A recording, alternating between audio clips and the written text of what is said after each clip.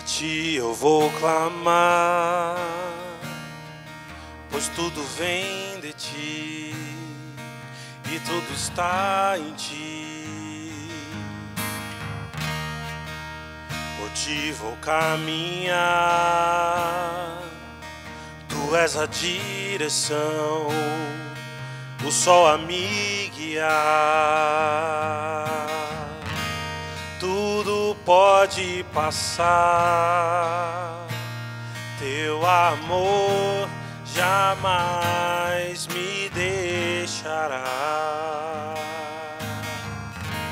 Sempre há de existir um novo amanhã preparado pra mim, preparado pra mim. Rei, eu me rendo aos teus pés, és tudo que eu preciso pra viver. Eu me lanço aos teus braços, onde encontro meu refúgio.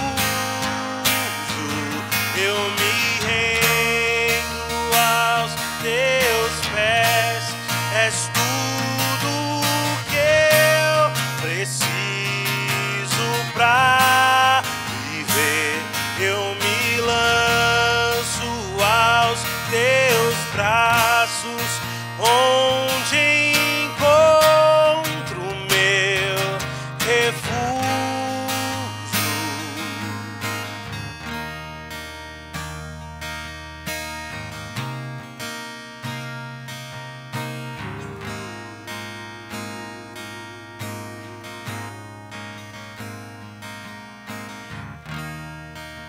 A ti eu vou clamar, pois tudo vem de ti e tudo está em ti.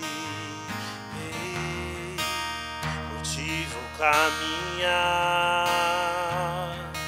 tu és a direção, o sol a me guiar. Tudo pode passar, teu amor jamais me deixará.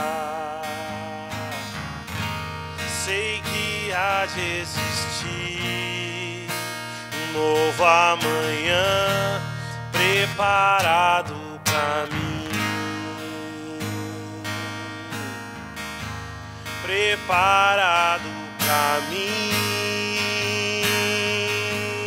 Oh, eu me rendo aos teus pés, és tudo que eu preciso pra viver. Eu me lanço aos teus braços, onde encontro meu refúgio. Eu me rendo aos teus pés, és tudo que eu preciso pra viver. Eu me lanço aos teus braços, onde encontro meu refúgio, Jesus.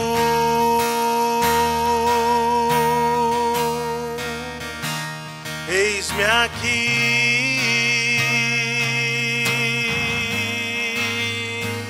Jesus.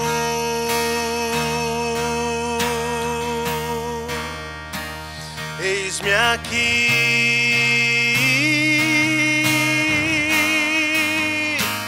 Jesus.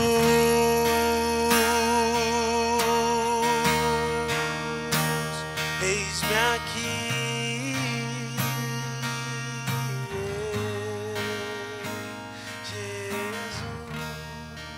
Jesus.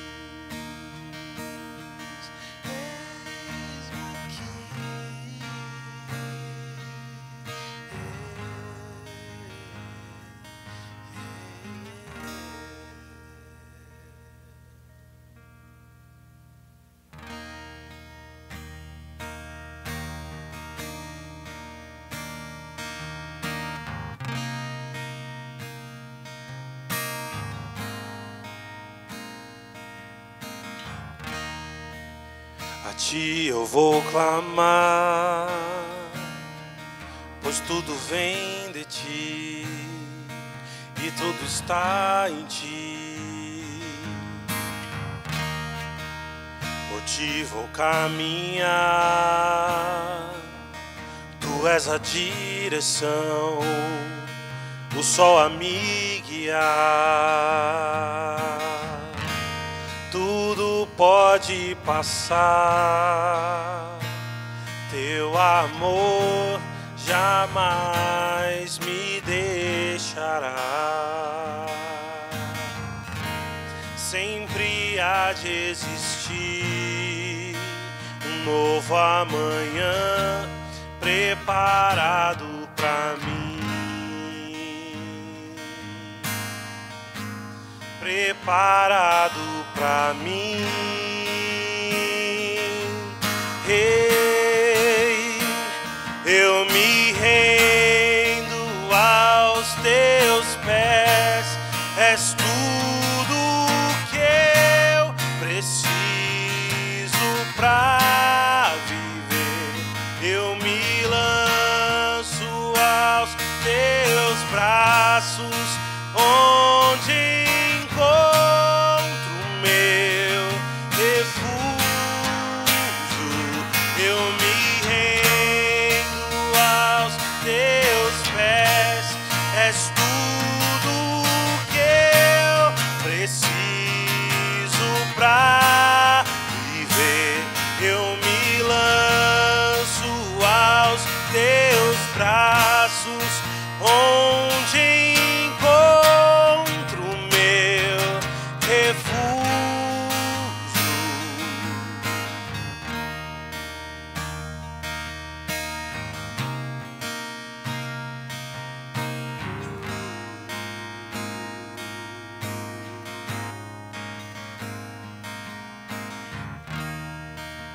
A ti eu vou clamar, pois tudo vem de ti e tudo está em ti.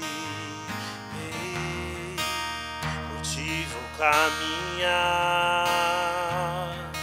tu és a direção, o sol a me guiar. Tudo pode passar, teu amor jamais me deixará. Sei que há de existir um novo amanhã preparado pra mim, preparado pra mim. Oh, eu me rendo aos teus pés, és tudo que eu preciso pra viver. Eu me lanço aos teus braços, onde encontro meu refúgio. Eu me rendo aos teus pés, és tudo que eu preciso pra viver. Eu me lanço aos teus braços, onde encontro meu refúgio, Jesus.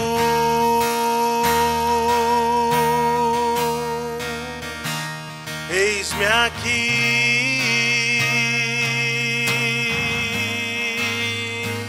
Jesus.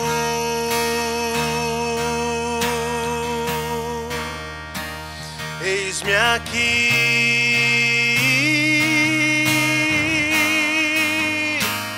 Jesus.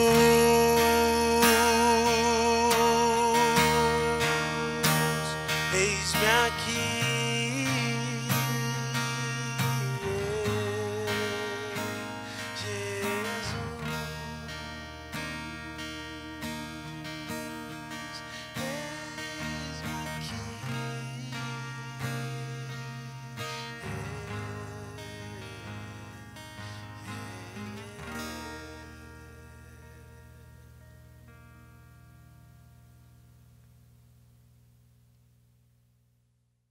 Boa noite, irmãos. Eu sou Abacuque, sou presbítero e seminarista na nossa igreja, na IPI Jundiaí. Mais uma vez, hoje eu tenho a oportunidade de compartilhar um pouco da palavra de Deus com os irmãos. Antes de ler propriamente a Bíblia, eu gostaria de fazer uma pergunta e contar uma ilustração para introduzir o que a gente vai refletir hoje aqui. Sabe quando alguém te promete alguma coisa e aquela promessa gera uma expectativa grande no seu coração e você fica com uma esperança de que aquilo seja algo legal, grandioso, diferente, sei lá. Esse sentimento, né? Quando eu era mais novo, eu tenho 2 sobrinhos, o Fábio Henrique e o Alexandre Parnas. Eu prometi uma vez para eles que ia levá-los no cinema, né? E o Henrique já tinha ido no cinema, eu acho, mas o Parmenas nunca tinha ido, que era o mais novo. E eu falei, o cinema é da hora, fiz uma propaganda, vai passar um filme legal, a gente vai fazer isso, vai fazer aquilo depois, nós vamos, contei um monte de coisa e vamos no cinema. Aí eles ficaram animados, o Parmenas, que nunca tinha ido no cinema, ficou super animado também, vambora, vambora. Beleza, quando a gente chegou no cinema, o filme que estava passando era Scooby-Doo. Daí a gente tava lá no meio do filme assistindo Scooby-Doo, quando o Parmenas olhou para mim, me chamou assim de cantinho. No cinema a gente tem que ficar em silêncio, ele já pegou esse bizu e falou assim para mim: ô tio, que horas que a gente vai no cinema? Daí eu falei: Parmenas, a gente já tá no cinema. Daí ele: nossa, achei que era mais legal. A expectativa dele em relação ao cinema estava mais ou menos do tamanho daquilo que eu contei para ele que era o cinema. Na verdade, eu sou alguém que gosto muito de cinema. Eu acho que hoje ele gosta do cinema também, mas essa primeira impressão foi diferente do que ele imaginava que seria, né? Então a gente vai falar um pouco sobre isso, sobre a expectativa e a esperança.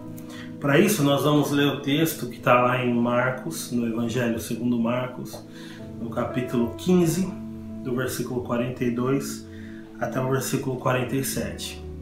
Evangelho segundo Marcos, capítulo 15, versículo 42 até o 47. Que diz assim: a minha Bíblia está na Nova Tradução, na linguagem de hoje, ok? Já era quase noite quando chegou José, que era da cidade de Arimateia. Ele era um homem importante e fazia parte do conselho superior. José também esperava a vinda do reino de Deus.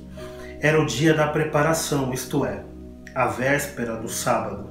Por isso, José, tomando coragem, foi falar com Pilatos e pediu o corpo de Jesus. Pilatos ficou admirado quando soube que Jesus já estava morto. Chamou o oficial romano e perguntou se fazia muito tempo que Jesus tinha morrido. Depois de receber a informação do oficial, Pilatos entregou a José o corpo de Jesus. José comprou um lençol de linho, tirou o corpo da cruz e o enrolou no lençol. Em seguida, pôs o corpo num túmulo cavado na rocha e rolou uma grande pedra para fechar a entrada do túmulo. Maria Madalena e Maria, a mãe de José, estavam olhando e viram onde o corpo de Jesus foi colocado. Palavra de Deus. Amém. Nós vamos fazer uma oração agora pedindo para que Deus ilumine o nosso coração, fale conosco e que a gente consiga receber aquilo que Ele tem para nós. Amém? Senhor nosso Deus, nós somos gratos pela Tua Palavra, somos gratos por esse momento que nós estamos vivendo, da Páscoa, um momento onde a gente lembra da paixão do nosso Senhor e Salvador Jesus Cristo por nós, por cada um de nós, do gesto maravilhoso que foi se entregar em favor de nós, o que nos traz vida e nos permite estar aqui hoje reunidos em coração, em espírito, em torno do Evangelho, em torno do amor ao nosso Senhor. Nós agradecemos e pedimos que o Senhor Jesus, que o Espírito Santo ilumine a nossa alma, ilumine o nosso coração e que a gente receba aquilo que vem de Ti, Senhor. Em nome de Jesus, tenha misericórdia de mim e usa a minha vida para abençoar a vida dos meus irmãos, é o que nós pedimos. Em nome de Jesus. Amém. Amém. Ok, irmãos. Esse texto que a gente leu aqui acontece na sexta-feira, como a gente viu aqui no texto, né? E é o momento que nós vivemos hoje também, né? Nós estamos no final de semana da Páscoa. Hoje é Sexta-feira Santa. As pessoas observam esse feriado e esse tempo como um tempo de olhar para as coisas do Senhor, olhar para a paixão de Cristo. E é o que nós fazemos aqui também, observando esse texto. Eu aprendi que sempre quando a gente consegue se aproximar da leitura que fizeram as pessoas que estavam mais próximas do tempo do texto, quando a gente consegue se aproximar da mensagem que foi transmitida aos primeiros ouvintes, a gente tem uma facilidade maior para receber e para entender a mensagem, aquela mensagem que atravessa o tempo, aquela mensagem que atravessa 2000 anos e que chega através do Espírito Santo para cada um de nós e faz sentido hoje nas nossas vidas. Então, por esse motivo, eu quero trazer um pouco do que estava acontecendo nesse momento quando a gente chega até esse texto aqui e um pouco do que passava pela cabeça das pessoas que estavam vivendo esse momento aqui do texto. O texto diz que era o dia da preparação. Eles estavam passando aqui nesse dia pela festa da Páscoa, assim como nós estamos hoje aqui. Para nós hoje a festa da Páscoa tem a ver com a ressurreição, com a vida de Cristo. Mas para os judeus aqui desse tempo tinha a ver com a libertação do povo judeu quando eles foram tirados do Egito pela mão poderosa de Deus. Isso significa que aquelas pessoas que acreditavam em Jesus, acreditavam que ele era o Messias, enviado pelo mesmo Deus que tinha libertado o povo hebreu com mão poderosa das garras do reino do Egito, das garras do faraó. Havia uma expectativa muito grande em torno daquilo que Jesus poderia oferecer, sendo ele o Messias. Na outra oportunidade que eu tive de falar aqui com os irmãos, nesse nosso culto online, eu falei sobre isso, sobre a expectativa que Jesus gerava nas pessoas. Ele fazia milagres, ele operava sinais a fim de revelar a glória de Deus, e isso fazia com que as pessoas esperassem dele alguma coisa diferente. Muitas pessoas acreditavam que ele poderia, com esse poder e com essa autoridade, suplantar a autoridade, o reinado dos romanos que exerciam poder sobre o povo judeu naquele momento histórico. Havia uma expectativa muito grande das pessoas que seguiam Jesus. O próprio texto diz no versículo, no começo, que o José de Arimateia, esse homem que se responsabiliza pelo sepultamento de Jesus, se responsabiliza por tirar o corpo de Jesus lá da cruz, ele também era uma das pessoas que acreditavam que o reino de Deus viria, né? O texto diz bem assim, José esperava a vinda do reino de Deus. Ele era alguém que esperava a vinda do reino de Deus, porque o próprio Jesus anunciava a vinda do reino de Deus. Então, esse era um pouco do que envolvia aquelas pessoas naquele momento, né? Acontece que Jesus gera toda essa expectativa nas pessoas, nos discípulos, nas mulheres que aparecem aqui no texto, que seguiam a Jesus, naquelas pessoas, nas multidões que se ajuntavam em torno dele. Acontece que toda essa expectativa começa a ir por água abaixo quando Jesus é traído por Judas e é levado para a casa do sumo sacerdote. Isso a gente vê no texto um pouco antes. Na outra oportunidade que eu tive de falar aqui com os irmãos, nesse nosso culto online, eu falei sobre isso, sobre a expectativa que Jesus gerava nas pessoas. Ele fazia milagres, ele operava sinais a fim de revelar a glória de Deus, e isso fazia com que as pessoas esperassem dele alguma coisa diferente. Muitas pessoas acreditavam que ele poderia, com esse poder e com essa autoridade, suplantar a autoridade, o reinado dos romanos que exerciam poder sobre o povo judeu naquele momento histórico. Havia uma expectativa muito grande das pessoas que seguiam Jesus. O próprio texto diz no versículo, no começo, que o José de Arimateia, esse homem que se responsabiliza pelo sepultamento de Jesus, se responsabiliza por tirar o corpo de Jesus lá da cruz, ele também era uma das pessoas que acreditavam que o reino de Deus viria, né? O texto diz bem assim, José esperava a vinda do reino de Deus. Ele era alguém que esperava a vinda do reino de Deus, porque o próprio Jesus anunciava a vinda do reino de Deus. Então, esse era um pouco do que envolvia aquelas pessoas naquele momento, né? Acontece que Jesus gera toda essa expectativa nas pessoas, nos discípulos, nas mulheres que aparecem aqui no texto, que seguiam a Jesus, naquelas pessoas, nas multidões que se ajuntavam em torno dele. Acontece que toda essa expectativa começa a ir por água abaixo quando Jesus é traído por Judas e é levado para a casa do sumo sacerdote. Isso a gente vê no texto um pouco antes. O nosso irmão, o reverendo Eduardo, na noite de quarta-feira, falou um pouco sobre os fatos que antecedem esse texto que a gente está lendo. E quando Jesus foi entregue por Judas, foi levado para a casa do sumo sacerdote, todo aquele plano, toda aquela esperança, toda aquela expectativa começa a ir por água abaixo. O sumo sacerdote pergunta para Jesus: você é o Messias?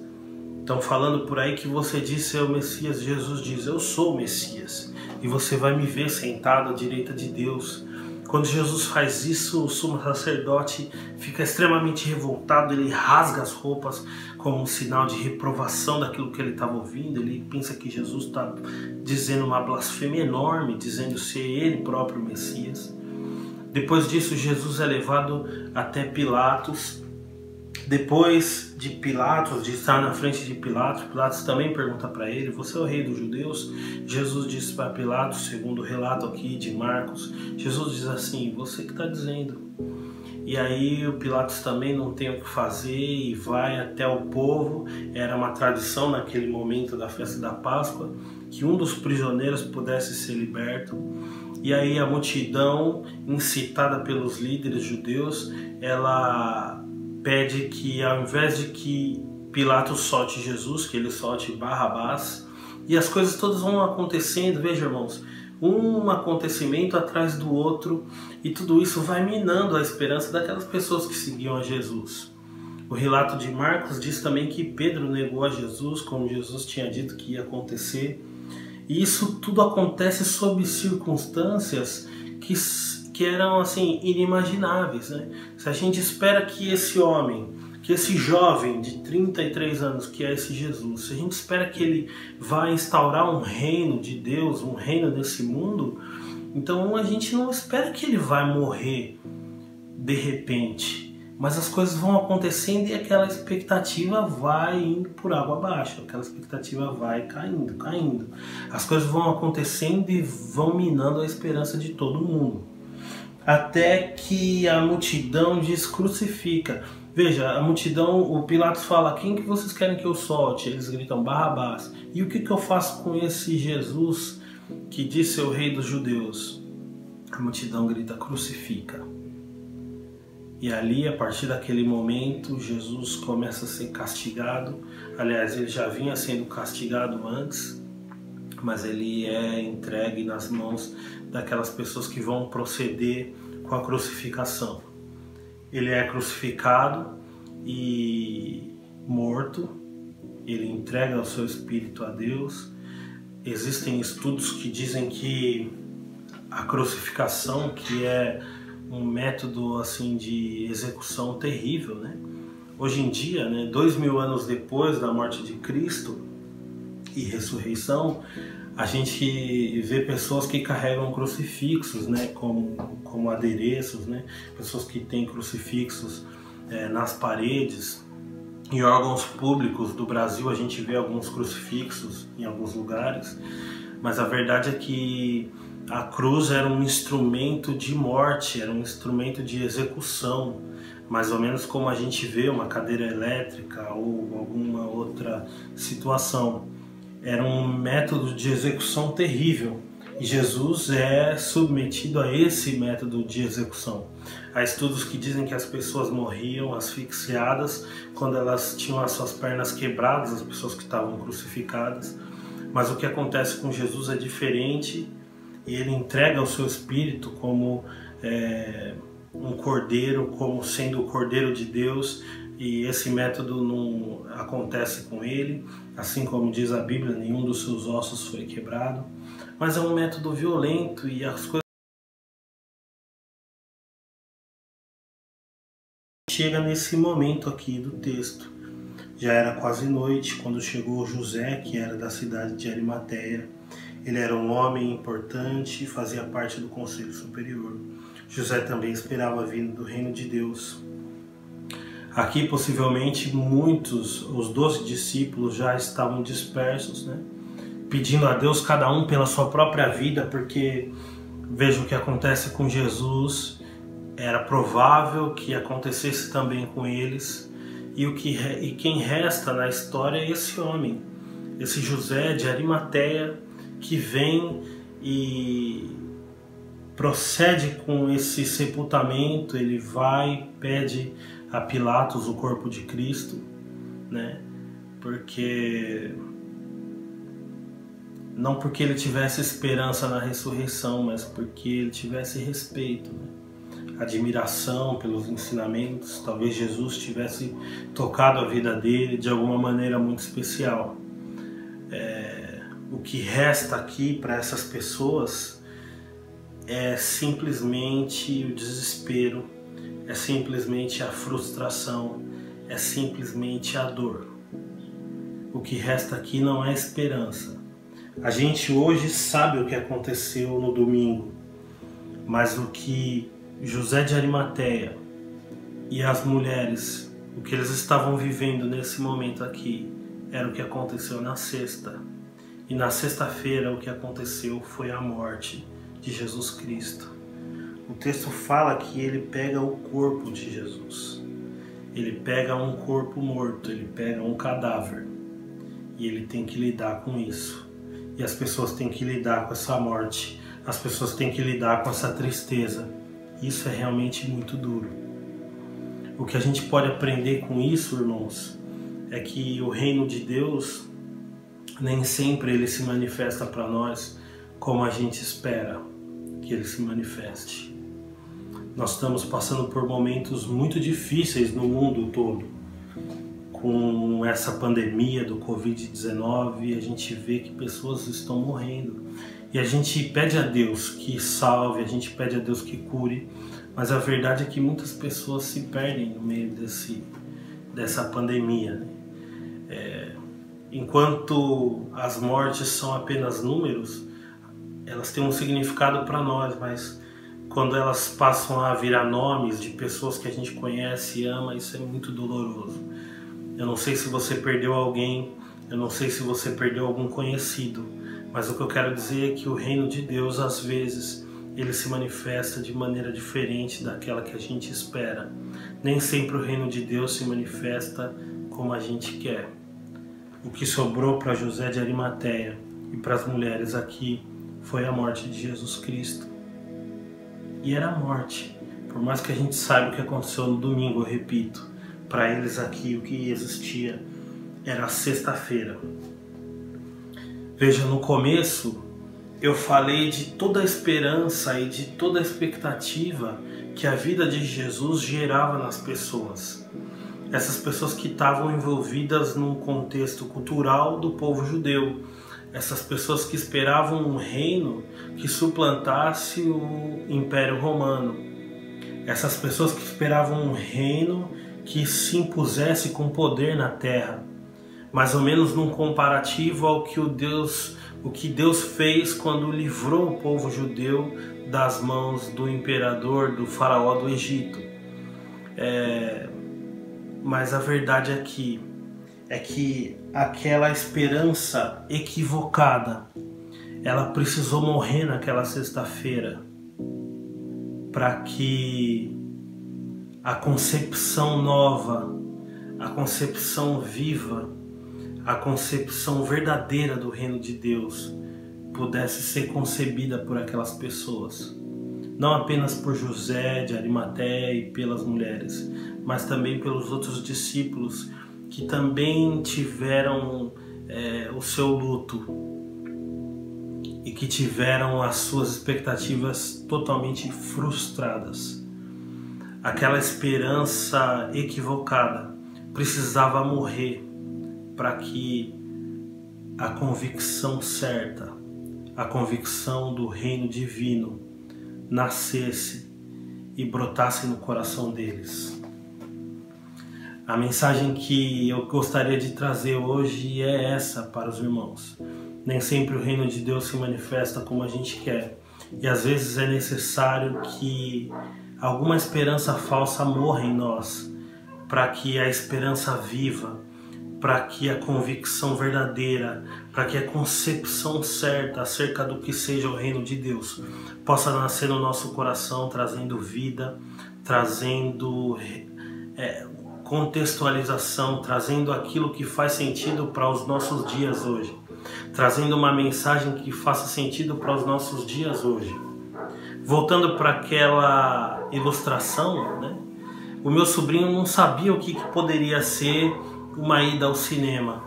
E a verdade é que muitas coisas sobre o reino de Deus, muitas coisas dessa concepção que eu estou falando, que é a verdadeira sobre o reino de Deus, muitas dessas coisas ainda são mistério para nós. Porque a palavra diz que nem olhos viram e nem ouvidos ouviram o que Deus tem preparado para aqueles que o amam. E nesse momento onde a gente se depara com a morte de Jesus, quando a gente olha para essa sexta-feira santa e se depara com esse momento de tristeza e de frustração total, onde as expectativas são jogadas lá embaixo, o que a gente pode ter é a esperança de que essa noção falsa precisa morrer para que a concepção nova do reino divino possa nascer em cada um de nós, e que nem olhos viram e nem ouvidos ouviram o que Deus tem preparado, aquilo que é misterioso, aquilo que a gente ainda nem conhece. A gente pode sim alicerçar nele a nossa esperança, porque essas pessoas não sabiam o que ia acontecer no domingo, mas nós sabemos, e é isso que nos dá esperança. Que Deus nos abençoe, que Deus fale conosco a cada dia, te abençoe ricamente, e que essa esperança nova, viva, e essa concepção real, verdadeira, que faz sentido do reino de Deus, venha nascer no seu coração e no meu coração também, todos os dias. Em nome de Jesus. Que Deus te abençoe, irmão. Amém.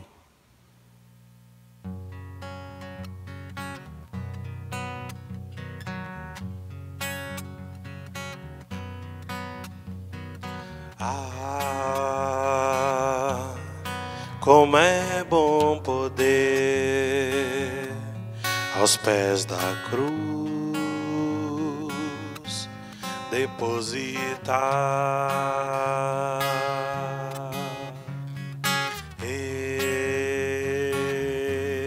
esse meu fardo pesado e árduo de carregar. E não ter que andar ansioso de nada, senão a Deus tudo levar em grata e súplice oração, e a paz de Deus então mente e coração guardará em Cristo Jesus. Como é bom poder aos pés da cruz depositar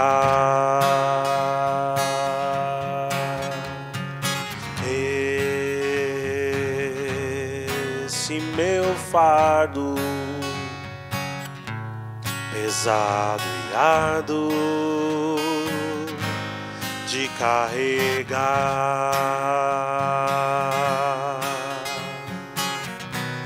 e não ter que andar ansioso de nada, senão sobre ele lançar cada problema, cada aflição,